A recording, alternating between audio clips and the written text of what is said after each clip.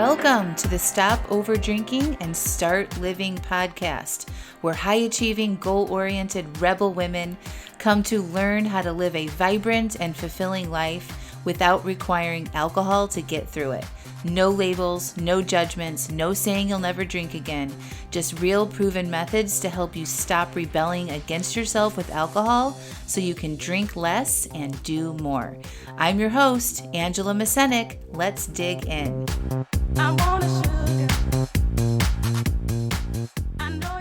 Welcome to episode 179, my interview.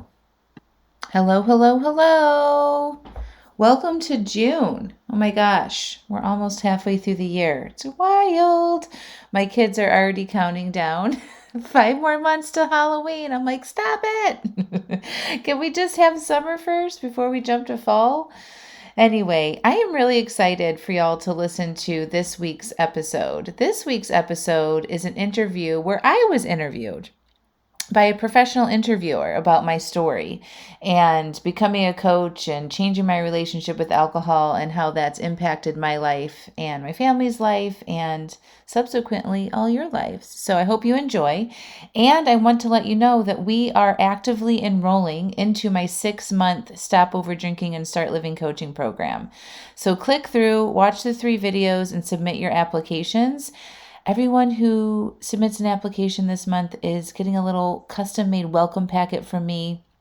And I really want you to consider that the time is now. We're about halfway through the year. This program, the 6-month program, will get you through most of the holidays.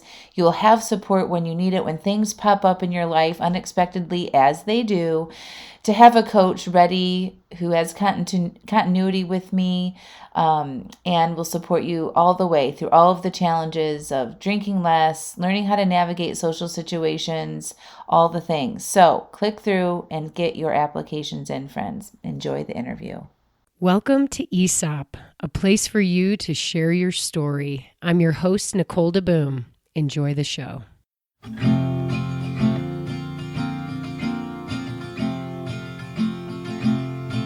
Hi, this is Angela Mascenik, and this is More About Me.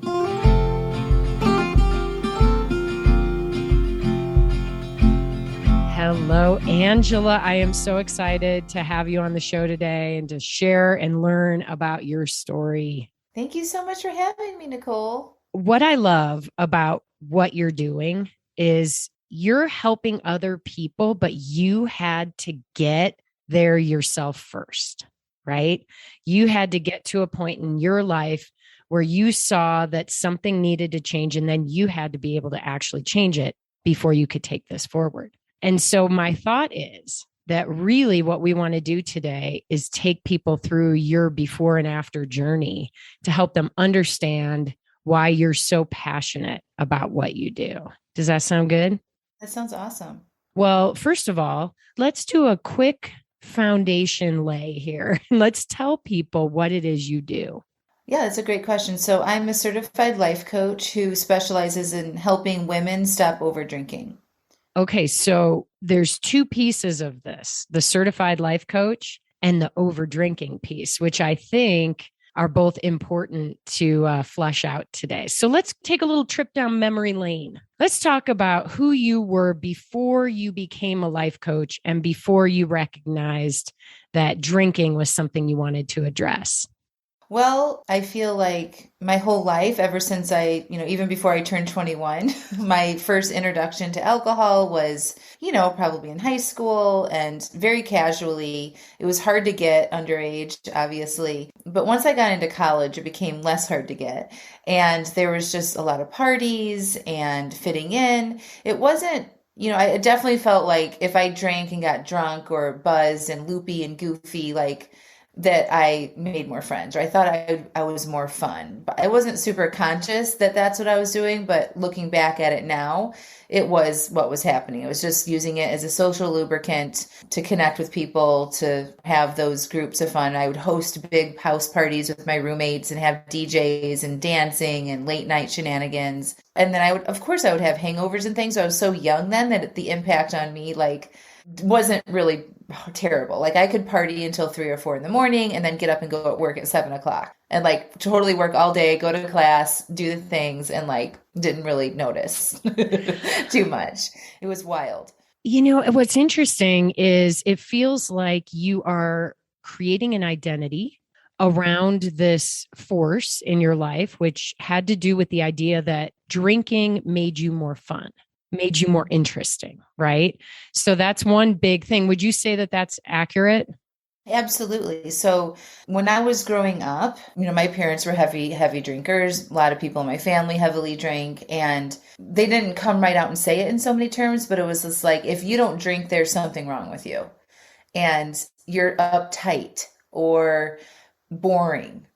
So our society kind of and including my own family, started like, it's like being in the water. We talk about that now, right? Like, it's just like your culture, your upbringing, like it influences how you think about things. And so I adapted that belief that you weren't fun unless you were somebody who drank. And so I would avoid religious people who didn't drink, or really studious college students that like didn't stay up all night and party. Like, I'm like, oh, I don't really have anything in common with them, right? So I really at an early age started separating myself to be with people who I thought were fun and lively and not boring and who like to party. So yeah, that's absolutely true. And so my belief system around alcohol started then. And then after college, I got into the professional workforce. I started making money, and my party lifestyle turned into more of a sophisticated type drinking. So I moved to Washington State, and there was wineries and entertaining clients and having vacations and travel and all this stuff, where alcohol and fine food and things like that was just now like, ooh, this is cool. This is sophisticated. And then I got into wineries and wine club memberships, and I just became very like into that as like a hobby as well. So it just became a part of my lifestyle. Eventually, I met my husband. We got married in a winery in California. Like, I hosted wine tasting events, and we lived then at that time we lived in San Francisco, so we could get up to Napa County and Napa Valley and Sonoma County like very easily. And we went to Vegas all the time. Like, it was just a big part of our lifestyle. And then throughout that time, I would try to take breaks. And especially like around a work event, like I would go to a work event, really like it was a party hard, play hard, or work hard type of atmosphere. And I would be flying home from like a work event, and like I was so swollen with like over drinking. And I'm like, all right, I need to do a detox when I get back. So I would drink green smoothies, or, totally abstain for 4 or 5 days. And then the weekend would roll around and be like, all right, I'm ready to drink again. I'm feeling better, which is crazy now thinking about that. But yeah, so like there was this pattern of trying to cut back and then like it creeping back in again until I got to my breaking point of feeling like a piece of shit, super puffy. I would gain a bunch of weight. This is a huge part of my story too, is the weight loss stuff. I had been on a diet since I was 8 years old. So I had been constantly trying to lose weight pretty much my whole life. Right. And so when I would drink and then I would eat a lot, if like a late night episode or something like that, I would gain like 5 or 6 pounds in a weekend. And it was just this terrible cycle that I found myself in over and over and over and over again for 2 decades. So that's pretty much the story. It just kind of grew and got bigger over time. It's like drinking was your normal, and over drinking is something we haven't ventured into yet. So what I'm hearing is that including alcohol in pretty much everything you did socially, and maybe even just in a routine way, was normal. It was just ingrained. You couldn't have a party without alcohol. You couldn't go out to eat without sipping wine or whatever. Right. When you talk about over drinking, how does that change the normal drinking habit you had? Well, I think it was all over drinking. So when I say this story, it's like, it was very rare that I would go out to dinner and just have like a glass of wine. Like, I would go out to dinner and have wine, and then like I would drink mine so fast, and I'd be like, if I was with friends that weren't drinking as fast as me, I would be like, are they going to have another glass? What is happening? Like, I would be obsessed with it. You couldn't focus on what was really happening because you were trying to manage your alcohol consumption. Yes. Yes. Or I would just be like, oh, this is fun. Everybody should have more drinks. And I would rally the people around me to go out and drink more so I could keep drinking and not feel bad about myself. Oh, So, I can relate very well to all of this. What's also interesting is that you knew it wasn't good for you because you tried to take breaks. Can you talk a little more about that and what happened when you would try to take your breaks? yeah, so like I could do a week or two, 4 or 5 days. I also grew up with my parents being heavy drinkers, and I knew that that influenced me, and I didn't want to be like them. Even though I was like partying or whatever, I'm like, I'm not like them because I'm not drinking every day. And I'm not, 50 years old plus, like having this, 30-year long habit. This was, when I was in my late 20s or 30s. I was very conscious of not wanting to be like them when I was older, right? And so I would tell myself that, and I would be like, okay, I need to cut back here. I need to cut back here. And so I could for a few days at a time or longer periods. And it wasn't hard. By the time I would make the decision to be like, okay, I need to dial this back, it's because I probably had overdrank so much I felt terrible physically.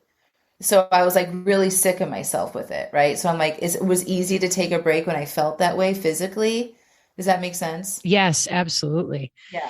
And it's interesting because there is a fine line around this idea that you're addicted to alcohol. There's a lot of levels. It's a big gray area between being what someone might call an alcoholic to being someone who, has a healthy relationship with alcohol. And it sounds like you fell somewhere in the middle because many people who would give themselves the label alcoholic could not actually stay away from alcohol if they decided they wanted to. So would you agree that that is sort of where you fell in that spectrum, or how do you feel about even labeling? So I definitely would never have called myself an alcoholic. In my mind at that time, through those years, alcoholics were like non-functioning. They, needed alcohol to get through the day. They were destroying their relationships around them. Maybe they couldn't even hold a job for very long. My first husband I would classify as an alcoholic. We got married young in college. When we met, he was just dealing with his first DUI. I wasn't really aware what that meant. And through our very short marriage, it became apparent that he was more of like that person that he kept losing jobs because was having more mental stuff going on, not so much about the alcohol, but he would really crash hard. He got another DUI. Like it was really destroying his life. And so when I compared myself to that in this time period, I'm like, I'm not that far down the line, right? So at that time, didn't have that label for myself. I'm just like, I overdrink. So that to me means anytime you drink more than you want to. Say, like, if your intention was to have a couple and you end up drinking double that or triple that, and you don't like that, that to me defines over drinking. I think now, because of where I am in the research, the credentials that I have and how many people I've helped, everybody I believe is on the spectrum. And it just depends how you're drinking, what frequency you're drinking in response to what you're drinking from. And that combination will get you further down the line, or it might take you slower to get down the line. But if you keep building and building, you'll eventually get to this place that a lot of people don't want to go. So I don't like using the term alcoholic. I mean, it's not really a term that even like recovery specialists and things like that use anymore. It's more alcohol use disorder because of that label that people don't want it. They don't want to be having that label because if you label yourself that way, then this is what people think. Everybody around you will judge you. And then if you do actually want to drink again, people will be like, should you be drinking? What's happening? Right. And they don't want all of that kind of societal pressure happening to them. So I like the newer term now. But again, like for me, I didn't identify that. Most of my clients don't identify themselves that way. It's more that in the middle gray area type drinking where you can take a few days off without physical withdrawals like that you would worry about. And it's more of like this emotional attachment to alcohol. I think that's a really important sort of philosophy to put out there. And I totally understand what you mean by all of this. So the idea that when you drink more than you want to, I mean, we can relate to that in all kinds of areas of our life. And something that you mentioned earlier was your weight, which I assume correlates to possibly eating more than you want to. You know, these things go hand in hand. When you're in a cycle that is a negative cycle that's sort of pulling you down or bringing you to the dark side, it's easy to justify those things in the moment, but you feel like crap afterward. That's right. So I think we understand who you were before, but what happened to make you, so to say, see the light?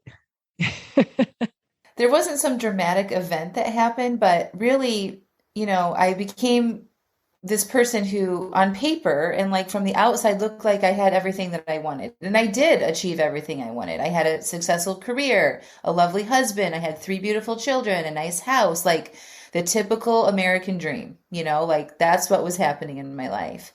But I felt like I was running this rat race, that I was like living this 24-hour period of getting up, probably feeling terrible from drinking too much the night before, tired, rushing in the morning to get the kids out the door, getting to work on time, stressing out all day, coming home. Now I have another job to do with getting the kids fed, cleaning up after dinner. Like I just felt like it was this pattern of like, why am I doing all of this? I'm like, there has to be more than this. And my anxiety was so high and I was overwhelmed all the time. I just felt like if one of the pieces of that puzzle didn't work that day, everything would fall apart. I also felt very responsible for everything. I'm like, I'm the one that has to do it all. Like, I just had a lot of that sort of resentment happening. I'm like, why am I working at this job just to pay this mortgage? Like, I just want to quit everything. Like, I just want to like get rid of the house and the financial responsibilities and just like go live out of a van and run away. Like that, this is kind of like what I was thinking in my head. And so I think I probably Googled like alternative lifestyle to the American lifestyle or something like that, right? And of course, then, like the universe, it starts putting things in front of you. And so I watched the Minimalist documentary, which is amazing. It's on Netflix if you haven't seen it. And they talk about there's 2 men who totally like minimized their life. They quit their corporate jobs, they sold their big houses, they simplified their life, and they became so much happier. And now they have this amazing online business and blah, blah, blah. And I'm like, that's fascinating. And so then I started researching like how to make money online. And this was, I was still working.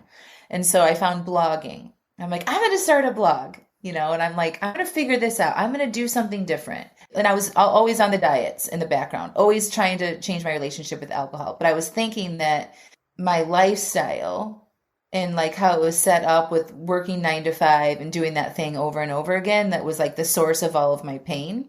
So eventually I ended up quitting my job. And I had started this blog. It was called Artisan Angela.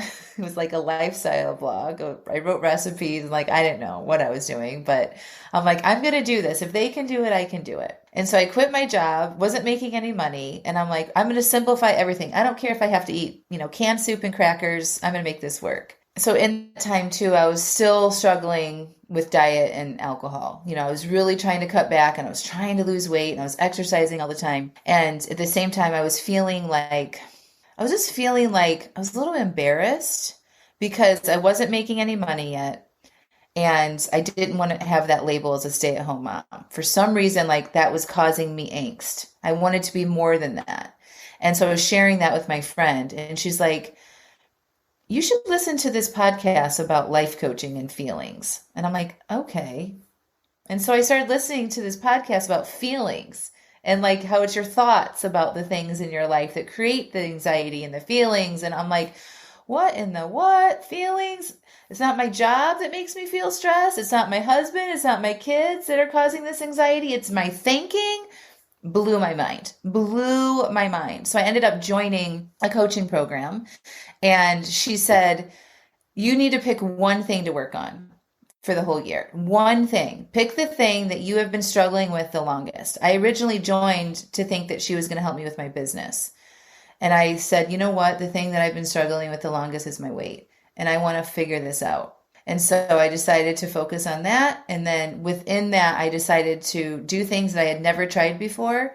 And I started questioning my relationship with alcohol. And then I gave up alcohol. I said, I'm not going to drink until I get to my goal weight and see what is happening here. And then my whole life just it just totally, it was like, it was just magical how it just opened up to me. And so it was so compelling during that time that I'm like, oh my God, I'm going to become a life coach. And this is how I'm going to help people online. And this is how I'm going to do my business. Like I had no idea that all of my business now and what I've created so far would ever happen in that process, but it has. It's amazing. Wow, that is such an Yeah. incredible story because you came to this through your own journey through anxiety. You had so much fear of letting go of that person that you had created, that personality, that identity you had created over all those years. But I think you did realize that something had to give, didn't you? Yes. You couldn't keep Yes. going. It was just how, how somebody says one sentence and you're like, that just kind of cracks open your brain to think about something totally different. And it was like just that idea that you have to be willing to do something you haven't been willing to do before. And the first idea that popped into my mind was my relationship with alcohol. And I'm like, that I have not been really like looking at, like I followed diet plans and fasts and juice cleanses and stuff, but it really wasn't why I was drinking, why I was eating. And when I dove into that, I solved it. I mean, I solved the root to why I was using food and alcohol to make myself feel better. And everything is night and day difference now. So good. Well, you're basically glowing. Yeah. Yeah. How long ago did you make this decision? So I started that journey almost 4 years ago. We're in almost December now. So in January, 4 years ago. So I don't know, 18, was it 2018? Yeah, 2018. And I feel like every day is a chance to start all over again. We can always start new. We can always start fresh. And that is what I'm hearing you say. That's part of the message that I'm hearing you tell today. Yes. Well, I think it doesn't matter how long you've been struggling with it, just don't give up. And I think even though I tried all the diets and all these different tactics for 20 plus years in this struggle, like all of that kind of built on itself to lead me to where I am now. Like I don't count that as failures or anything. I just count that as just like I learned what was not working really well. And like there was no other place to look except myself. That was what I wasn't looking at. I was looking at all these outside things to help fix me. But until I turned the mirror on myself and looked at what I was thinking internally and this internal dialogue that I had about all of the areas of my life and cleaned that up, that's when everything changed. It reminds me of the concept of the onion where we just want to deal with the outside layers. Yeah. Yeah. And, what you said was, I want to fix my weight issue, my mental and physical weight issue. But what got you there wasn't focusing on your weight. It was focusing on the other more important things. Yes. Yeah. The internal struggles and the feelings and the thinking that I had, right? It was the weight loss was the goal. It was like the stepping stone into solving that, right? But it wasn't actually the problem. The problem was my head and my emotional well-being. Yeah. So when did you know that you could help other people? It was pretty fast, like probably 3 months in. I'm like, this is wild. I could not believe how fast things were changing and how good I was feeling. And I'm like, if I can do this after like struggling for so long, I'm just normal American girl over here. Like very classic lifestyle, blah, blah, blah. I'm like, if I can do this, for sure other people can. And I want to help them. And I was just so passionate about it. I couldn't not start sharing it. Before I even became a life coach, before I even knew that I wanted to do that, I started my own podcast, sharing my discovery on what I was learning about this stuff. It was called Lessons on Self-Coaching. It's not public anymore, but my clients get to hear that now. It's in my coaching program. They get to listen to that personal discovery and journey, which is amazing. But yeah, like it was so compelling to me that I just had to start sharing it and writing about it and talking about it and telling anybody that would listen. What is your alcohol philosophy today? So my alcohol philosophy today is that I believe that you can have whatever type of relationship you want to have with it if you're willing to figure out why you're drinking it in the first place. If you're not willing to figure that out, it's probably best just to not drink it. But if you do want to maintain a relationship with it and have it occasionally without over drinking it, it's so important to understand the triggers, the thoughts, the feelings, the things behind the drinking that are pushing you to have that drink in the first place. And if you do that, I feel like anything is possible. I almost want to call it an awake and empowered relationship with alcohol. Yes. Yeah. Yes. And you may choose to never have a drink again, but for some people, that would absolutely drive them the opposite direction.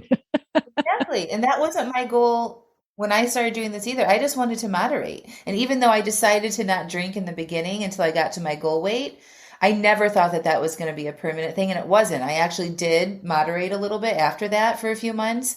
But I fixed everything about my life that I didn't have a need for it anymore. I was having so much fun without it. I felt so good without it. My relationships are improving. Like, physically, I was exercising. I'd lost a shit ton of weight. Like, I'm just like, I just got nothing from it anymore. So I'm like, I didn't even like the taste of it at the end of it. I'm just like, I'm done. I've had enough of you, And so now it's going on 4 years. But I also don't say I'll never have it again. Maybe I will.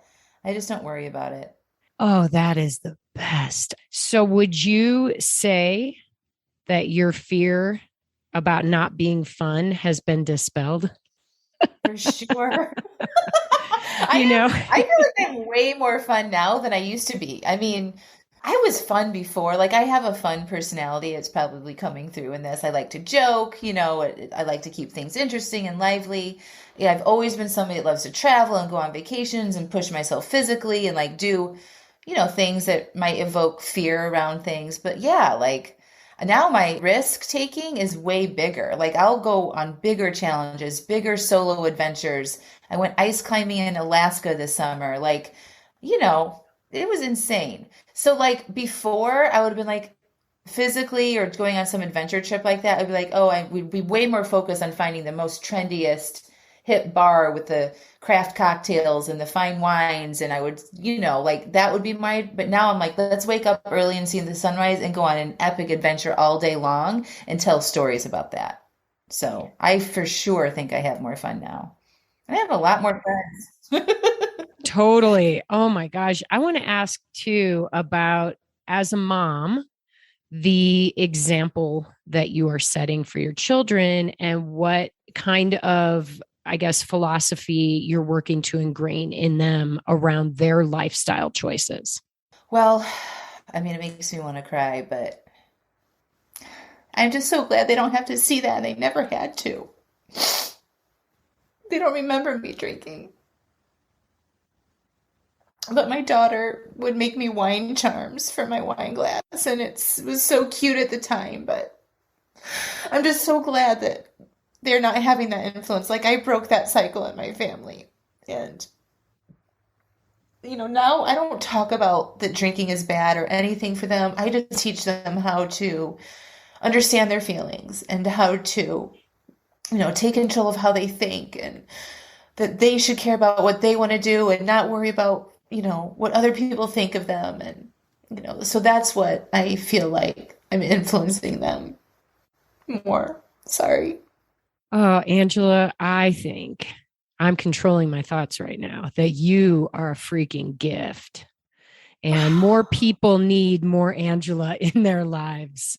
What you're bringing, to the world and to other people who are dealing with their own internal struggles and anxieties is relief, help, and empowerment, freedom, because you felt trapped and you are not trapped anymore. So thank you for being open today. If there was one major message you want to leave today, what would it be?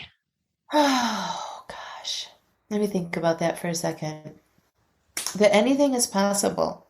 And it doesn't matter how old you are, how many mistakes you've made in the past, what people might think of you. You get to decide what you want to do in your life. And you only have one shot. And you should try to make that life the best life that you have. And it might just take a little bit of assistance or some coaching or some help that you don't know how to do yourself, and that's okay. Well, guess what? Get ready to be besieged by new requests because I think you've got a magic gift. So thank you for sharing that today. You're amazing. Thank you so much. It was a pleasure. Oh my gosh. So good, right? Oh, I can't help but get emotional about my story and how my life has changed. And that's available for you too. You can have a life-changing experience with life coaching and with me. So do not delay, my friends. Click through and submit your application. It's AngelaMascenik.com/join SODSL. Again, it's AngelaMascenik.com/join SODSL. And I can't wait to welcome you inside the program. Talk soon.